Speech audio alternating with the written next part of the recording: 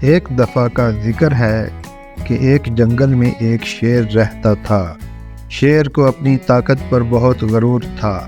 جو جانور بھی اس کے راستے میں آتا وہ اپنی خوشی کے لیے اس کو پکڑ کر اپنا شکار بنا لیتا۔ جنگل کے تمام جانور شیر سے بہت تنگ تھے اور ہر وقت اپنے بچاؤ کے لیے فکر مند رہتے تھے۔ ایک دن تمام جانور جنگل میں اکٹھے ہوئے اور انہوں نے آپس میں مشورہ کیا کہ کیا حکمت عملی اپنانی چاہیے۔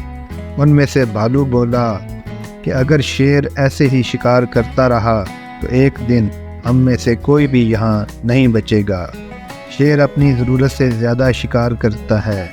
بندر بولا کہ ہمیں شیر کو روکنے کے لیے کچھ کرنا چاہیے۔ میرا خیال ہے ہم سب کو مل کر شیر کے پاس جانا چاہیے اور اپنا مسئلہ پیش کرنا چاہیے۔ سب جانور رضامند ہوئے اور شیر کی جانب چل پڑے۔ شیر نے اتنے سارے جانوروں کو اکٹھا آتے دیکھا تو وہ بھی اپنی کچھار سے باہر نکل آیا اور زوردار آواز میں دھاڑا کہ تم سب کیوں اکٹھے ہوئے ہو؟ ان میں سے ایک لومڑ آگے آیا اور اس نے کہا کہ اے جنگل کے بادشاہ، ہم یہاں ایک چھوٹی سی درخواست لے کر حاضر ہوئے ہیں۔ شیر نے کہا کہ بولو کیا مسئلہ ہے؟ لومڑ بولا کہ جناب علی، آپ جنگل کے بادشاہ ہیں، لیکن اس طرح اگر آپ ہر روز اتنے زیادہ شکار کریں گے تو عن قریب ہم میں سے کوئی زندہ نہیں بچے گا، پھر آپ حکومت کن پر کریں گے؟ اس لیے ہم آپ سے درخواست کرتے ہیں کہ اس غیر ضروری قتل و غارت کو ختم کریں۔ ہم آپ سے وعدہ کرتے ہیں کہ ہر روز ہم میں سے ایک جانور آپ کی خدمت میں حاضر ہوا کرے گا، جس کو آپ اپنی خوراک بنا لیا کریں گے۔ آپ کو اپنی خوراک کے لیے بھاگنا نہیں پڑے گا۔ بیٹھے بٹھائے روز آپ کا شکار آپ کے قدموں میں آ جایا کرے گا۔ شیر کو لومڑ کی بات پسند آئی اور اس نے کہا کہ ٹھیک ہے، میں آپ لوگوں کا مطالبہ مانتا ہوں، لیکن یہ یاد رکھنا کہ ہر صبح وقت پر میرا شکار میرے پاس آ جانا چاہیے، نہیں تو میں بہت برا پیش آؤں گا۔ اس کے بعد سے تمام جانور قرعہ اندازی کرتے اور جس جانور کے نام قرعہ نکلتا اس کو شیر کے پاس جانا ہوتا تھا۔ ایک دن خرگوش کے نام قرعہ نکل آیا۔ تمام جانوروں نے اس کے ساتھ اظہار ہمدردی کی اور اس کو شیر کی جانب بھیج دیا، لیکن خرگوش ایک چالاک جانور تھا۔ خرگوش ظالم شیر کے ہاتھوں شکار نہیں ہونا چاہتا تھا۔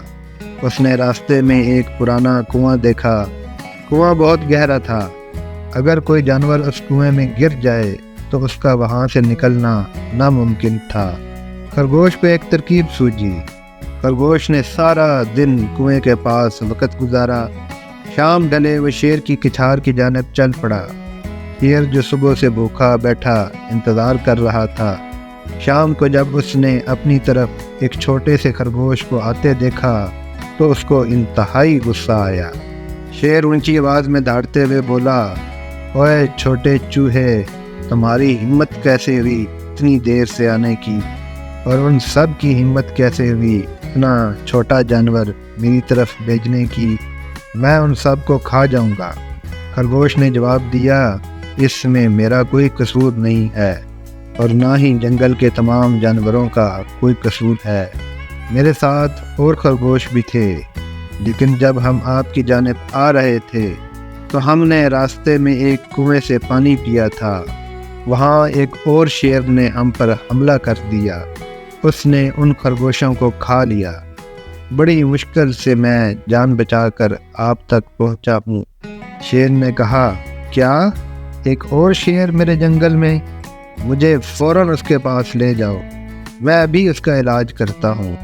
خرگوش شیر کو کنویں کی طرف لے جاتے ہوئے راستے میں اس کو بتاتا رہا کہ دوسرا شیر آپ سے بھی زیادہ طاقتور اور خونخوار ہے۔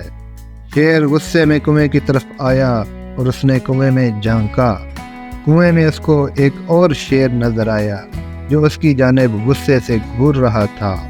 خرگوش نے کہا کہ جناب، یہی وہ شیر ہے، دراصل یہ اس کا اپنا عکس ہی تھا۔ شیر اس کو دیکھ کر دھاڑا۔ جواب میں اس کو بھی ویسی ہی دھاڑ سنائی دی۔ یہ اس کی اپنی آواز کی ہی گونج تھی۔